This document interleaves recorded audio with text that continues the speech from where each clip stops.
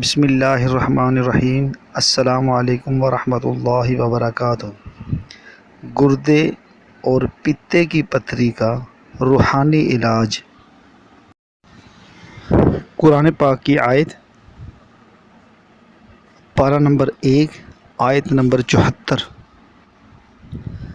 اعوذ باللہ من الشیطان الرجیم، بسم اللہ الرحمن الرحیم۔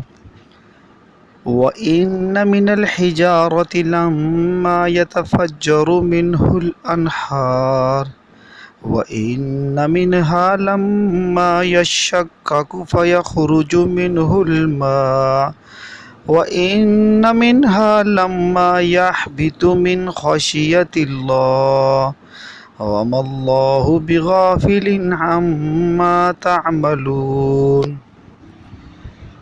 اگر کسی کے گردے اور پتے کے اندر پتھری ختم کرنی ہو تو 41 بار پڑھ کر پانی پر دم کر کے اس وقت تک پلائیں جب تک کامیابی نہ ہو۔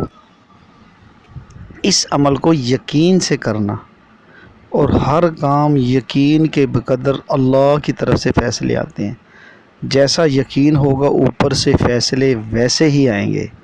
تو آیت قرآن پاک کی، اس میں کوئی اور چیز نہیں ہے اور ہمارے قرآن پاک میں کوئی شک نہیں ہے، لہٰذا یقین کے بقدر اس عمل کو جو کرے گا اللہ اس کو اتنی جلدی صحت یاب کریں گے انشاءاللہ۔ السلام علیکم ورحمۃ اللہ۔